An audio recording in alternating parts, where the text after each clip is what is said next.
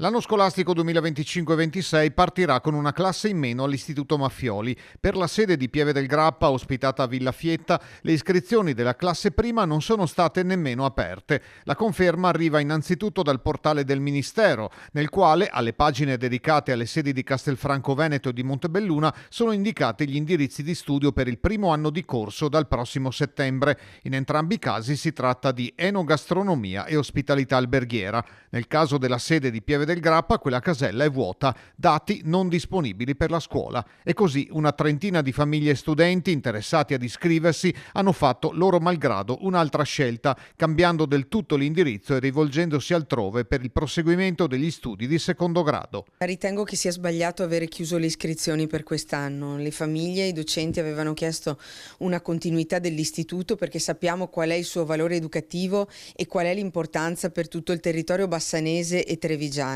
Bisogna iniziare a lavorare per il 4+2, per l'ITS, per quelle prospettive che erano emerse dal tavolo tenutosi a Palazzo Balbi. Col 10 febbraio le iscrizioni si sono chiuse e sono state accettate solo quelle per gli alunni dal secondo al quinto anno, che proseguiranno le lezioni fino a giugno 2026 a Villa Fietta, anche se formalmente la loro registrazione è avvenuta nella sede centrale. Questa è l'unica vittoria ottenuta da settimane di mobilitazioni e proteste di studenti, docenti e genitori che annunciano ulteriori iniziative per far proseguire l'attività didattica anche negli anni successivi nell'area pedemontana. Perché è un presidio per il tessuto economico e sociale, non soltanto educativo, davvero importante. Le famiglie ci credono, i docenti ci credono e gli studenti hanno avuto prova della qualità dell'educazione e dell'istruzione in questo istituto. È una battaglia, un impegno che dobbiamo sostenere e non li dobbiamo lasciare da soli in questa fase così importante.